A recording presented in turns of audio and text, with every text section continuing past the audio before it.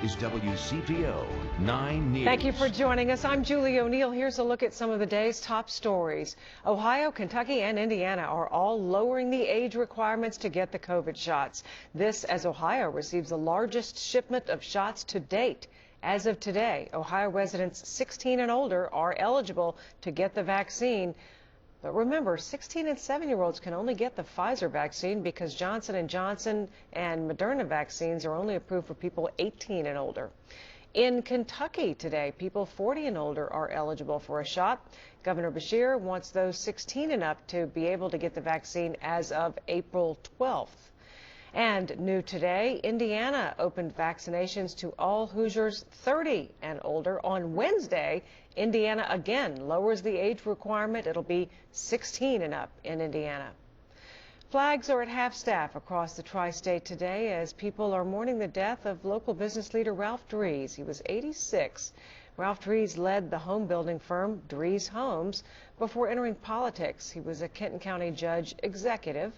In a statement, Senator Mitch McConnell said, quote, "The impact of Ralph's leadership and generosity can be seen throughout northern Kentucky. We're grateful for everything he did for Kentucky." The Millennium Hotel is starting to come down today. It will take more than a year to take the high-rise down piece by piece. Imploding the building is out of the question given its close proximity to other buildings. Elm Street will be closed between 5th and 6th Streets near the Duke Energy Convention Center for a long time. There is no confirmation on any replacement hotel as of yet. Jennifer. Today we'll continue to see plenty of sunshine for the afternoon hours and a high 57 degrees. It's a normal spring day. Like, this is what we should be looking at in late March. And the deal gets a little better tomorrow, only down to 42 for tonight with a clear sky, wind shifting to the south, and tomorrow will pop up to the 70-degree mark. It'll be mostly sunny, a little windy out there, but coming up, the return of rain and what that means for temperatures, especially as we roll into Reds opening day. March 12th on this shot. Kelly Neese broke the all-time scoring record for Simon Kenton boys basketball. It's been my whole life, really, all 5 years that I've been here. But Kelly is still number 2 in his family for career points. That's video from 2016, a game winner from Kelly's older sister, Allie, on the same night she reached 2,000 career points. Having your sister play and be the big star, I guess you could say, it was really cool to look up to her and see what she could do here. Neither sibling, though, had an easy road to get there. Do you remember the night your sister got hurt? Oh yeah, it was in a scrimmage in summer, down here on the block down there. My left leg went backwards, popped out of place, and then popped back into place. We were sitting up there in the corner, and my mom yelled. And then I remember thinking in my mind, like, I didn't tear my ACL. There's no way I tore my ACL. Allie didn't just tear her ACL, she also tore her MCL and meniscus. You get a sickening feeling as when you evaluate an injury like that, and you know what it could mean for that athlete. Allie had surgery and quickly began rehab. Rehab itself was I think it was more mentally hard than physically. Remarkably, she was able to make it back on the court by the end of her senior season. And now, she plays basketball at Northern Kentucky University. But unfortunately, that was not the last time Nick Repko would see a Neese sibling walk into his office. Oh no. You know, my first thought was, not again. I'll never forget that at all. I mean, I could tell when I did it that something really bad happened. In the offseason before his junior year, Kelly tore his ACL. Seeing her go through that recovery before really helped me, but seeing her go through that and then me go through that, she really led the path for me to do that. Well, he's also kind of competitive, so he would be like, hey, if Allie can do it, I can do it. And he did. He recovered, and not even 2 years later, Kelly is now the leading scorer in program history and just broke the single game scoring record too with 47 points in one game. It just taught me to not take anything for granted. I want things to just stack up for him so finally he can be like, okay, all that was worth it, because he's been through a lot. In Northern Kentucky, Caleb No, WCPO 9 Sports. I'm real old, man. Ronald William jokes all the time, but at 65, he and fellow home health care worker Natalie Johnson. I missed my last year's birthday. I spent it in the house by myself, cooked my own dinner. This year, I want to be out somewhere and I want somebody to cook for me. Have simple dreams the vaccine they almost skipped might bring to life. I was scared because of what they say the side effects are. We don't get the same type of health care as everybody else. One time I was in the hospital, couldn't even hardly stand, and every time I stood, I passed out, but I still got sent home. It's too much history of disparities. I've experienced it firsthand. I'm a veteran. I was a medical specialist in the Army. There's a particular hospital that I go to. I'm not going to make reference to the name. I went in with an elevated temp. The nurse communicated, she tried to minimize.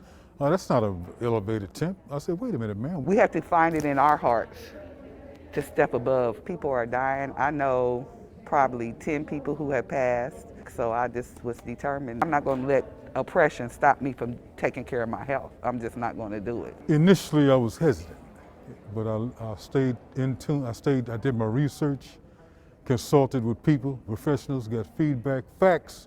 Then I had to proceed and come in. The first location I came to, I was first in line that day. And I was there for like 2 hours, and long story short, they sent me home without it. They were all white. And I kept trying to be patient, but I felt some kind of way. You know, I'm like, I told the lady I was first in line and it's an hour later, why am I still here? And she kept telling me they couldn't find my paperwork, they couldn't find my paperwork. I was hurt.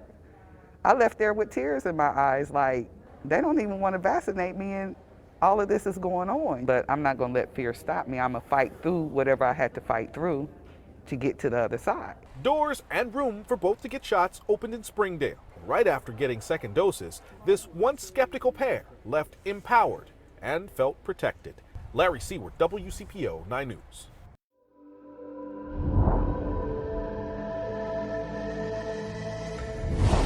New details have been released on the origins of the coronavirus. A study by the World Health Organization and China found the transmission of the virus from bats to humans through another animal was the, quote, most likely scenario. That's according to a draft of the report obtained by the Associated Press today. The report also states a lab leak was, quote, extremely unlikely. The official report is expected to be released in the next few days.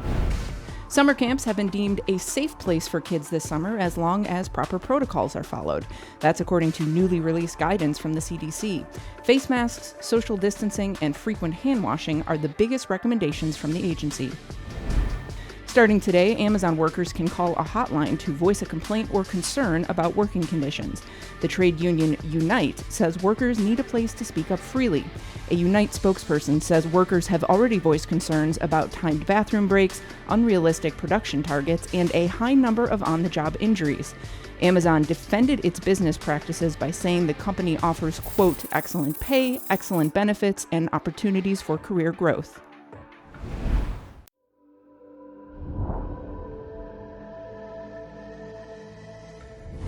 As the Biden administration races past its vaccination benchmarks, questions mount over if and how to use extra jabs as a form of diplomacy around the world. We will obviously in the future have surplus vaccine, and there certainly is a consideration for making that vaccine available to countries that need it. The U.S. has contracted millions more coronavirus vaccine doses than there are Americans. So far, the U.S. has agreed to share just 4 million vaccine doses with Canada and Mexico. And some experts say it will soon be time for the U.S. to step up its vaccine diplomacy. Just on basic humanitarian grounds and as a trade-off in terms of foreign policy objectives, we can and should use these vaccines to accomplish those goals. The agreement to loan vaccine doses to Mexico comes as the U.S. is seeking help to deal with a surge of migrants at the southern border. Both the U.S. and Mexico have denied that the vaccines were shared with any strings attached. Mexican officials told Newsy the deal was not made on a quid pro quo basis, saying the negotiations began almost 2 months ago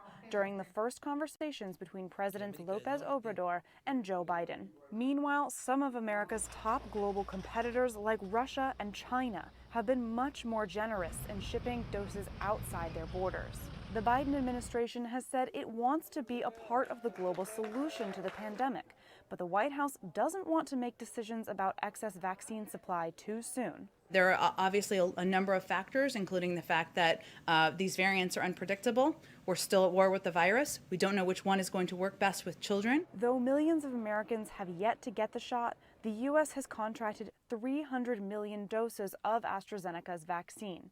That has yet to get U.S. approval, making it the most likely choice to ship out to countries that have okayed the shot. What the Biden administration is doing is a very good first step, but that's all it is. We're going to have so many excess doses of these coronavirus vaccines, and we should be doing more to get them out to countries that need them. Kellen Howell, Washington.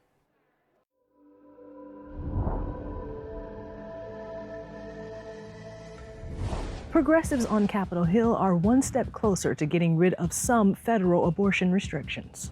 Democratic members of the House and Senate introduced the EACH Act Thursday, a bill aimed at permanently doing away with the restrictions from the Hyde Amendment, a 1976 provision that keeps federal funds from providing abortions in most cases. 1 in 4 women who are low income seeking an abortion are forced to carry to term. The rule applies to Medicaid recipients, the majority minorities. Whatever you think about the procedure, we should all agree that what's legal for a wealthy American should not be so inaccessible for Americans of color and low-income Americans.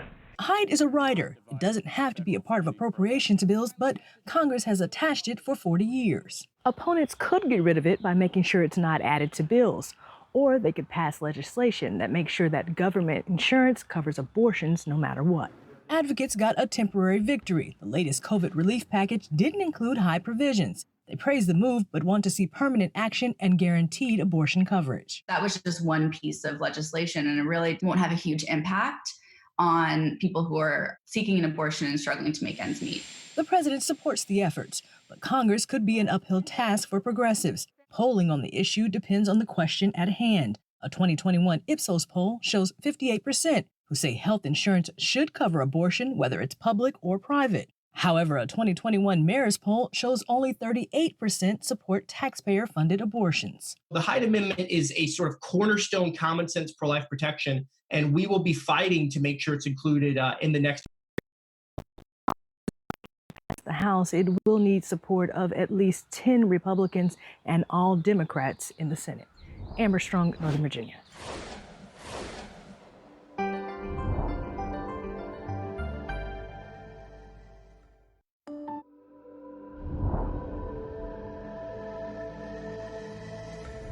The first COVID treatment trial in the world to include pregnant women was just launched. Now researchers need patients to enroll. They're studying a long-approved diabetes medicine, which they believe will be effective in keeping people out of the hospital and dying from COVID-19. We need 570 people. It's a specific number, and statisticians have carefully mapped out the percentages as to why that number works. 570 people need to enroll within 3 days of receiving a positive COVID test. Participants will either get a placebo or a diabetes drug called metformin. Those analyses did find that people who had been on metformin before they got COVID-19 were less likely to be hospitalized or die than similar people who were not on metformin. If you're wondering how a diabetes drug relates to a respiratory virus like COVID, you're not alone. Dr. Carolyn Bramante is an assistant professor of internal medicine and pediatrics at the University of Minnesota Medical School. She's also the lead investigator of the study. It's very confusing too.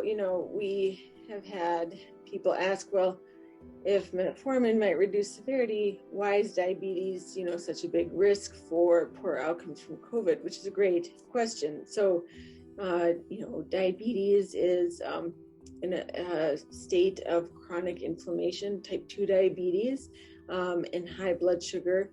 Both of those things, we think, appear to make the severity of COVID-19 disease worse. She says metformin has also been effective in treating Zika and hepatitis C. It's even been used to enhance fertility. The drug has been FDA approved for decades. Kids have taken it, as have pregnant women. It's clearly easier to study something that has already been used in pregnant people because you have, data to fall back on in discussing in general the risks of using that medication in pregnancy. Dr. Sarah Cross is a high-risk obstetrician and assistant professor at the University of Minnesota Medical School. Pregnant women are generally excluded from drug trials, COVID or otherwise. Dr. Cross says that can be risky. Because then you don't really know how something works in pregnancy. So if you don't have any data, then every time you talk to somebody, you say, well, you have this medical condition, you have high blood pressure, and I'd like to give you this medication, but it's never been studied in pregnancy, so I don't really know. Researchers hope people, including those who are pregnant, will enroll in this trial. Even with the vaccine coming out, Dr. Bramante says metformin is an available and inexpensive treatment that could improve survivability, but they need the study and those 570 people to prove it. It's a simple sign up, and doctors say a safe drug. This would be people who were recently diagnosed with SARS-CoV-2. They don't have to have symptoms, but they have to have had a positive test within 3 days. If you're interested, head over to covidout.com. I'm Stephanie Stone, reporting.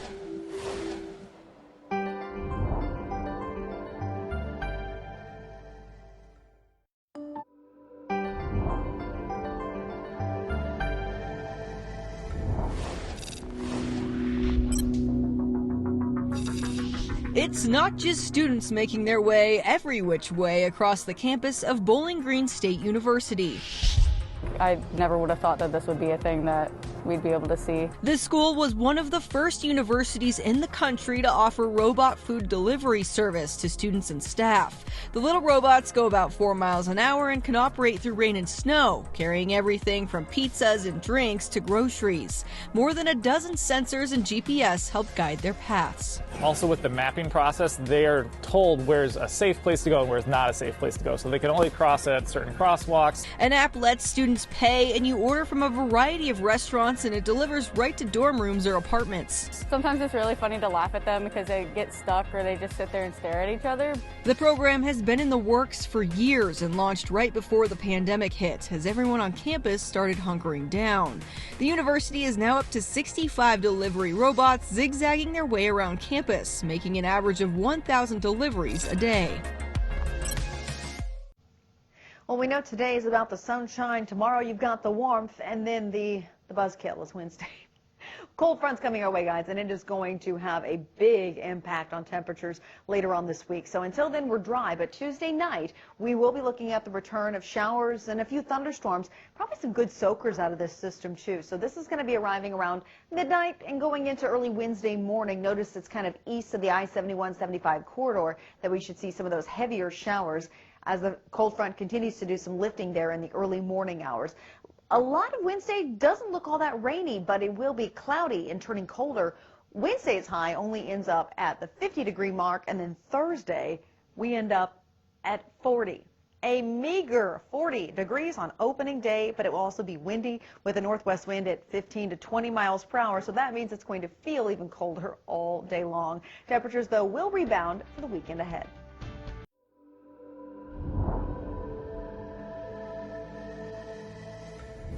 Millions of Americans have found themselves unemployed during this pandemic. Many have been able to find jobs, but there are plenty of other people who have spent months trying to find work. In cities and towns from coast to coast, there are countless Americans still looking for work. It's very humbling. I've had to turn to resources that I'd never turned to before. Leslie Schwimmer is among the millions who lost her job at the start of the pandemic. I tried to downsize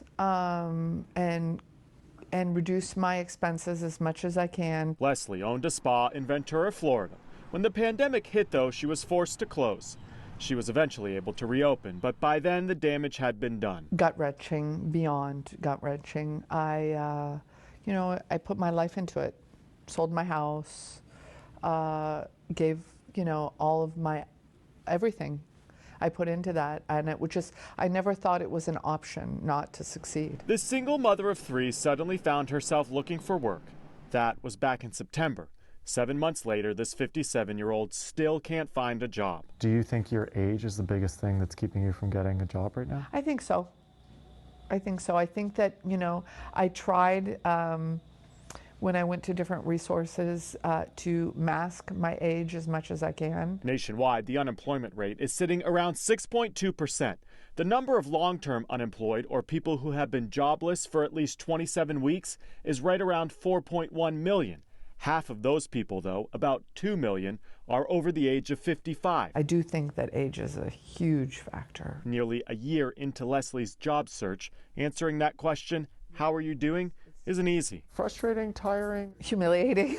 I hate that one, but it's hard on your self-confidence. I find it very hard. But from LinkedIn to old-fashioned networking, Leslie is determined to find work and find her way out of those unemployment statistics. I've gotten past 2-3 interviews now, and they've shown some real interest, but no job offer as of yet. In South Florida, I'm Chris Conti.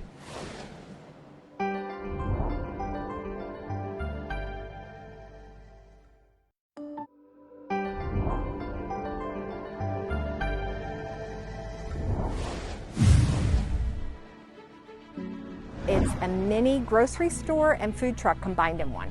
A food bank in South Florida is rolling out a new program to get healthy food into communities that need it most. They created this grocery store on wheels. The truck includes fresh vegetables, a refrigerated section, and meat products. It will visit low-income communities that lack access to fresh food. People should have access to food, affordable food, even if they're on food stamps. 22 tons of donated food was given out in the last year. A pop-up food pantry in Detroit is going strong while people still need help during the pandemic. It started as a temporary resource that's turned into a nonprofit helping thousands of families. Last year, they provided 11,000 neighbors with food and essentials. They also keep several mini pantries stocked throughout the neighborhoods. We want to make sure that people don't have to make the choice between paying rent and feeding themselves and their families. You've heard of little free libraries. Now one Denver nonprofit took the concept and applied it to people looking for something to eat. They created a community fridge that's hosted by the community and maintained for the community. If you need stuff, you just go and pick out whatever you like and take it home with you. It's really that simple.